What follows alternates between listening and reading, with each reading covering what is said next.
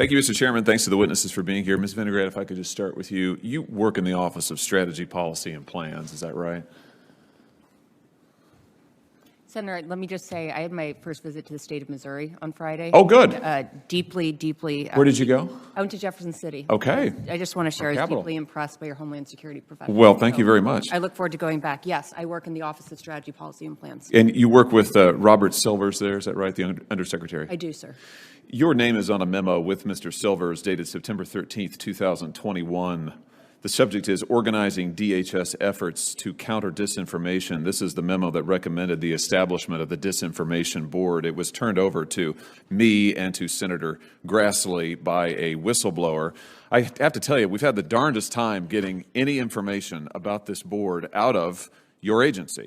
We've asked and we've asked, members of this committee have asked. We would know virtually nothing had it not been for this whistleblower who turned over a tranche of documents, all of which are now public. So since I have you here and you wrote the memo, let me just ask you a question or two about it. Whose idea was it to establish this board?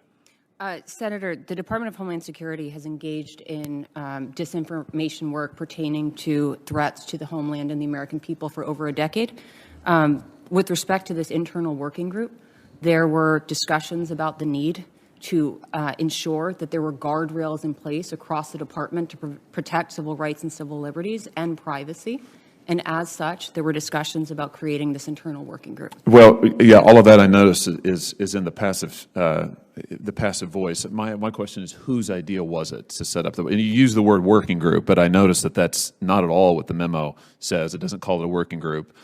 The directive that Mr. Mayorkas eventually signed off on does not make this board a working group. It had managerial authority, it had directive authority, all of that's in these documents. So let's please not go back to those tired and now disproven talking points. So let me come back to my question. Whose idea was it to establish the board? Was it yours?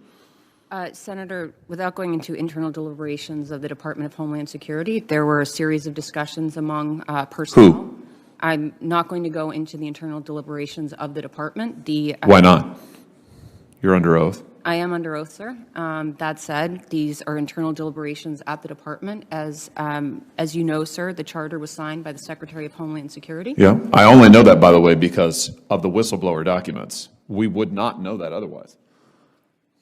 Senator, the charter was signed by the Secretary of Homeland Security. The charter included, the working group included representation. Does the charter call it a working group, since you bring up the charter? This was a working group, sir. Does the charter call it a working group? I don't recall the charter. No, the answer is it does not. So was it your idea to establish the board?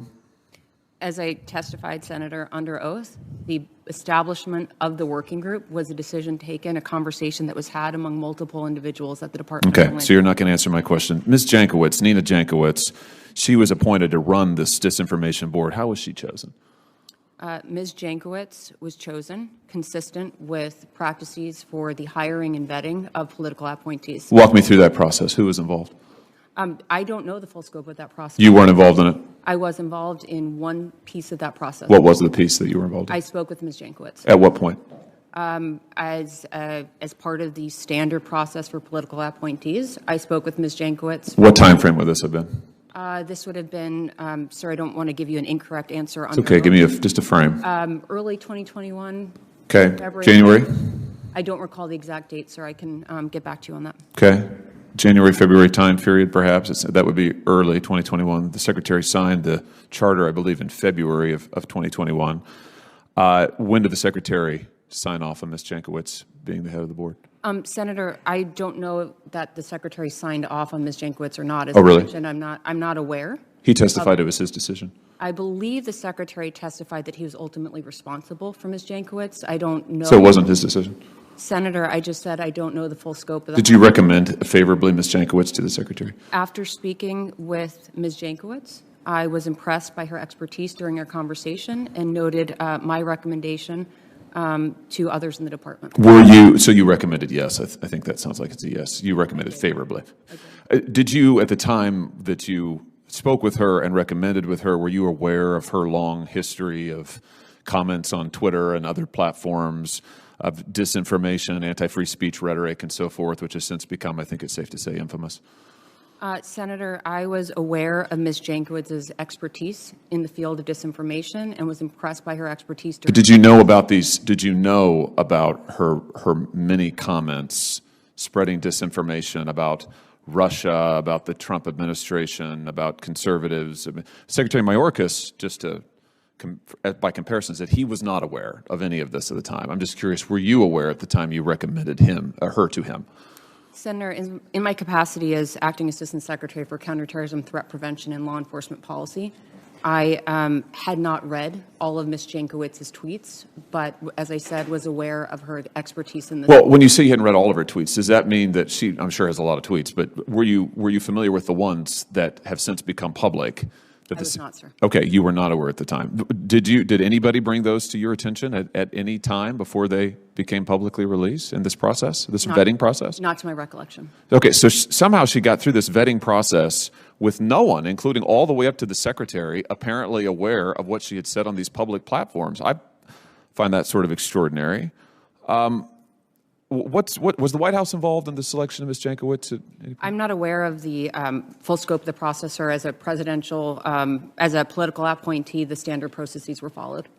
So, to your knowledge, the White House was not involved. Is that fair to say? My knowledge is I'm a political appointee. The White House was involved in my process, so I believe that is standard practice for the White House to be involved. So so you think that they were involved in the selection of Ms. Jankowicz? I'm not aware of the full scope of the hiring or vetting process. It was the same as pertains to other political. Well, I'm just trying to get at what your knowledge is. To your knowledge, I'm not asking you what you think may have happened, but to your knowledge, was the White House involved in selecting Ms. Jankowicz? Just yes or no. I really don't know, sir. Okay, you have no idea. All right.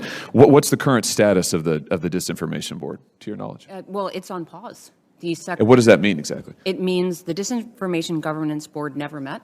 The Secretary has asked the Homeland Security Advisory Committee, the HSOC, to review how the department can most effectively address disinformation and how to do so in a way that protects civil rights and civil liberties. He has also asked that the HSOC review how the department can be as transparent as possible with the American public and increase trust in the work that we do.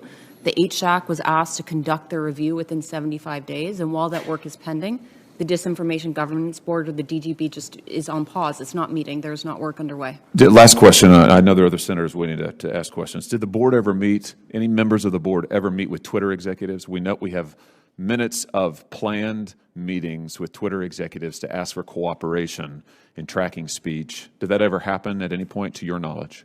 I disagree with your characterization of... Did the meetings with the Twitter executives ever happen, to your knowledge? If I can finish, I disagree with your characterization of the purpose of a meeting that never happened. The meeting with Twitter never happened. Okay, to your knowledge, it never happened. Listen, I've got to let other senators question. I'll just say that I regret that it has taken months to get the most basic information about this board. And again, we would know none of this, none, had it not been for a whistleblower who turned over these documents. Frankly, that is totally, totally unacceptable. Thank you, Mr. Chairman.